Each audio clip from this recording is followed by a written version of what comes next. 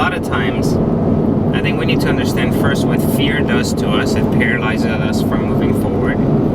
And fear, we also need to identify the reason why we're afraid of something. And it's typically because we don't know its outcome. So most people, for I would say 99% of people, when we talk about fear, usually they're afraid of what they don't know or they haven't ventured on. I think a good example I use in the dirt circle theory that kind of works out really well to kind of showcase what fear is I talk a little bit about if you're a mechanic and you have a rash on your arm, then you're panicked and you're afraid because you're not comprehending what that rash is, and so you rush to the doctor. Once the doctors tell you that it's really not important and they give you a cream, before you even put the cream on, you already feel like you're cured because you've dropped that stress, you've dropped that fear. On the other hand, though, if you think about like the same scenario but reversed, whenever the doctor, his like BMW 7 Series breaks down, he gets all like panicked and afraid because he doesn't know what it's going to cost to fix it,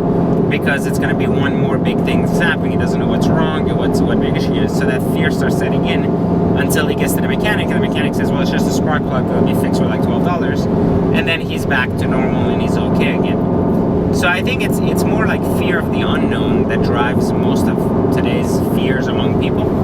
And I think one of the biggest, most important aspects that people need to kind of start realizing is that the only way we're going to become fearless towards things, anything, is through understanding the core, or having the knowledge to understand the unknown, so it's no longer unknown. So if we're afraid of a shadow in the dark, it's because we don't know what that shadow is. Once we know that that shadow is just a kid that's roaming around, we're no longer afraid, right? So it's no different than the other fears we have in life. So how do we overcome fears? So first we get educated. We get as much information as we can about whatever topic we're afraid of or we don't understand, so that nothing becomes kind of that shadow in the dark in our life. Instead, it rather becomes kind of the known factor of our life, and then it becomes more of a question of knowledge and education rather than fear.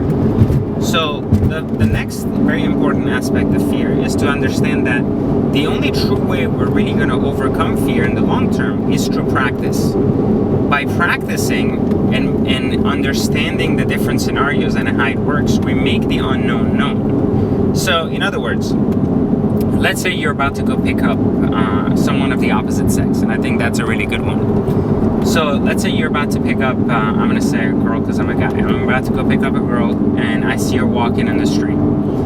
Just the fear alone of what might happen during that interaction, in most cases, would paralyze people. So what if I walk up to her? What if she says no?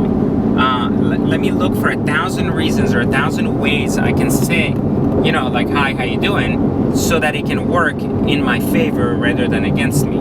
These are all fears or insecurities that a person would have that would creep back up. So all of these excuses, like this delay we create for ourselves, is ultimately fear.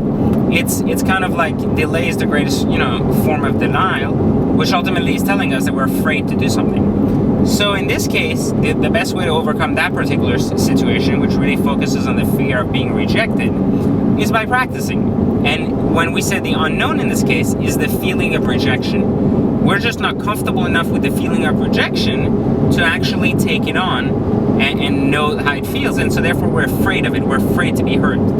But if we've been rejected 100 times, then we slowly start building a tolerance for it. It's the same no matter what you do. So if you failed 100 times at building businesses, then it's no different, because you're ultimately just building that tolerance in your head to what it's like to be resistant to that failure and be able to get back up.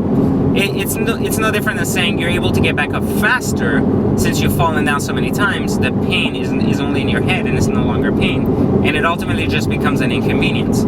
The same can be said for that same scenario when we're talking about picking up a woman, is that the more we get through this failure and the more we get through this rejection, the more we actually stop focusing on it and instead focus on the action itself. One of the main things I always tell a lot of my friends when they say, oh, I'm about to go pick up someone, or how should I, approach this person, they'll look for a gimmick or something to say to get that person to pay attention. I usually say, you don't have to worry about that person paying attention to anything you have to say. The only thing you have to do is the minute you choose to go talk to someone, the minute you choose to start a business, the minute you make a decision to do something, before your brain has a chance to actually fight you on why it's a bad idea and kind of bring back your fears and start paralyzing you, instead do one thing: act immediately. The minute you see a woman and you want to ask her out, walk up there, say hello, and introduce yourself. Don't look for a phrase, don't look for a catch line, don't look for an opportunity. That is your opportunity. It's that 1 second you have to walk up there and make a move. The more you talk about it, the more your brain looks for reasons why you shouldn't do it. So instead, just go and do it, because the minute you actually act, even though you don't have a pickup line, you don't have something awesome to say, right?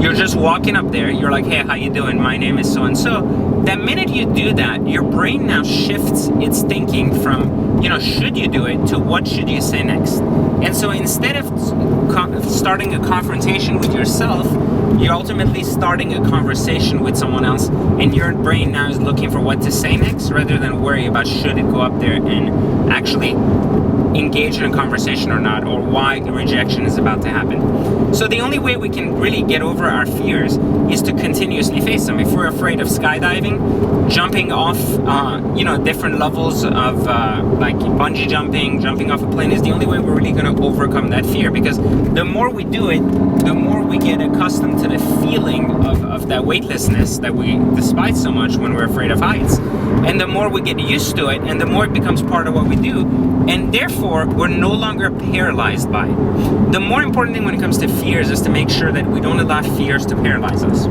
I use a good example, which I've used in the Third Circle Theory book as well, and I think many of you can relate to. So I always say, we're not all born in the same circumstance, right? So we're not all lucky enough, I think, in our lives to have start with the same baseline. Some of us start really wealthy, some of us start really poor, some of us start with families with a lot of connection, others start with nothing and kind of in the negative because their families even hurt them rather than help them. So all of us start with a different baseline. And so it's very unfair to make money ultimately the measure of someone's success, because if you make money the measure of success, then you're ultimately saying that you're like, well, if you started with more, it's easier now to build even more, but if you start with less, it's going to take you longer to build your first million. So all of these factors come in that makes it very unmeasurable to actually lay out the dynamics of what makes one person better than another.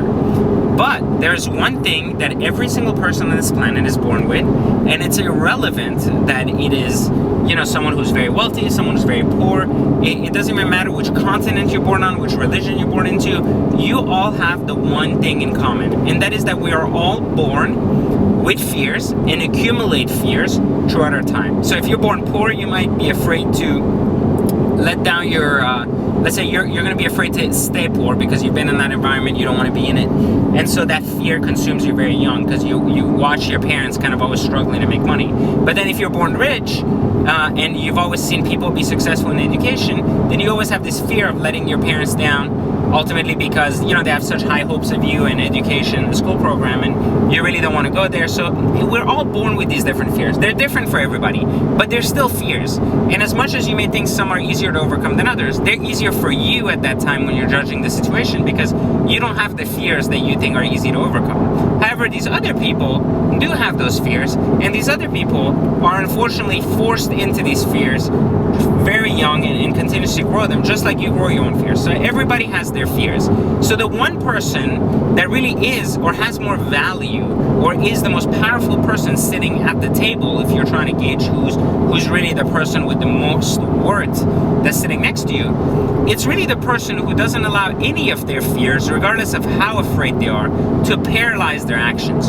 Who's not afraid to jump out of a plane even though he's scared of heights. Who's not afraid to approach that girl even though he's afraid that he's going to get rejected. So he doesn't allow fear to turn into paralysis that ultimately allows him to not do anything and kind of live a dormant life. Instead, he's willing to go out there, put himself at stake, lose some, win some, but really still act rather than just fear. And so that's really how you got to think about fear, in today's society. And that's how you got to think about how you as an individual can overcome your fears. I think that's that's a very important way to think about life, because if you accumulate that you're the sum of all your fears, and that ultimately the best or the most equipped person to win in the game of society, which is the second circle, is ultimately the person who can overcome their fears the fastest, so they can control their circumstance and quickly learn the ropes and the scopes in the second circle, and ultimately start moving towards the third.